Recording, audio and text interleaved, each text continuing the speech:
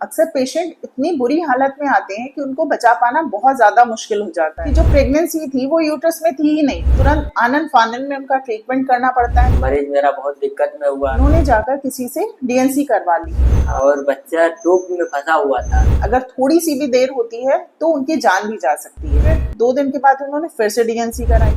उनकी प्रॉब्लम अभी भी खत्म नहीं हुई।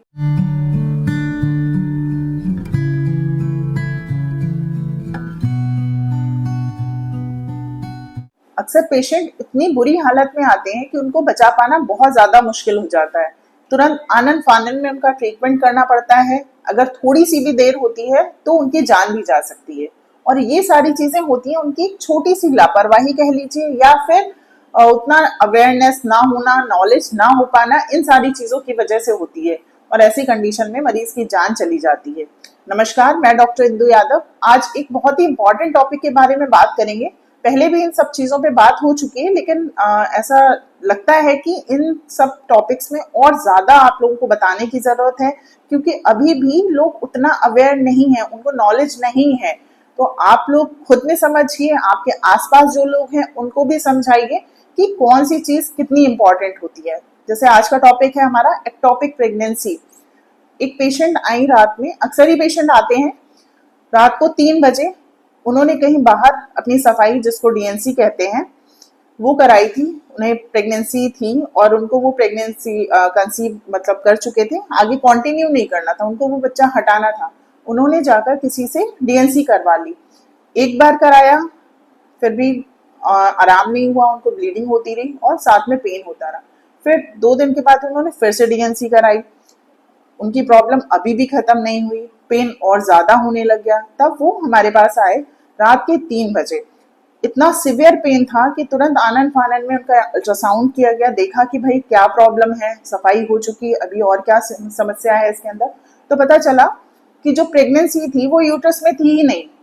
प्रेगनेंसी जो ठहरी थी वो जाकर ट्यूब में ठहरी थी। इसको एक्टोपिक प्रेगनेंसी कहते हैं हम लोग। जब बच्चा जो है वो यूट्रस में, अपने जहां पर नॉर्मली प्रेजेंट उसे होना चाहिए था, वो वहां पर ना हो करके किसी अन्य जगह पर हो जाए। जैसे वो ट्यूब में होता है, मोस्ट कॉमनली वो ट्यूब में ही होता है। दूसरा, हमारे अंडेदानी वहीं पर होती है, तो कभी कभी अंडेदानी में भी हो सकता है। कई बार ऐसा होता है कि एब्डोमेन यानी पेट में हो सकता है, लिवर के पास हो सकता है। प्रेगनेंसी पेट में कहीं पर भी हो सकती है, जरूरी नहीं है कि वो यूट्रस में ही हो।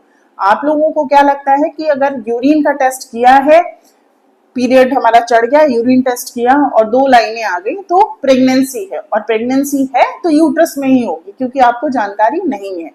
आपको वो प्रेगनेंसी नहीं चाहिए होती है तो आप जाते हैं किसी के पास और वहां पर जाकर डीएनसी करवा लेते हैं। अगर वो स्पेशलिस्ट नहीं है उस चीज के, आपका अल्ट्रासाउंड नहीं किया है उन्होंने, तो कभी भी ये चीजें मत करवाइए। अदरवाइज जैसे इस मरीज को बचा पाना बहुत मुश्किल हो गया था। 2 ग्राम 3 ग्राम उनका हीमोग्लोबिन बचा था पूरे एब्डोमेन में, यानी पेट में पूरा ब्लड इकट्ठा हो गया था। 2 से 3 यूनिट उनको ब्लड चढ़ाना पड़ा। बहुत ही बुरी हालत हो जाती है ऐसे में। तो आप थोड़ी सी अवेयरनेस से अपनी जान बचा सकते हैं। ये जो पेशेंट की कहानी आपको सुनाई है, तो आप उनके अटेंडेंट आप बात करेंगे और आपको बताएंगे कि उन्होंने कितनी प्रॉब्लम झेली और जरा सी लापरवाही से उनका कितना बड़ा नुकसान हो सकता था। हमारा मरीज परेशान था तो वहाँ जरियनपुर लेके गए, तो वहाँ एक मैडम है, वो सफाई करती हैं, तो उन्होंने सफाई की।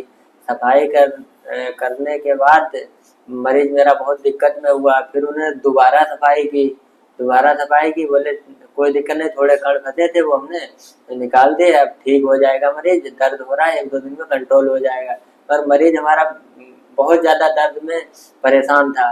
उस तो हम शाहजहांपुर सत्यानंद हॉस्पिटल लेके आए, तो यहाँ पर इंदु मैडम ने अल्ट्रासाउंड करवाया। अल्ट्रासाउंड में देखा, मैंने पूरी बात बताई उनको, तो उन्हें अल्ट्रासाउंड करवाया। तो अल्ट्रासाउंड में देखा कि बच्चा, उन्होंने सफाई की मगर सफाई में बच्चा नहीं निकला और बच्चा ट्यूब में फंसा हुआ था।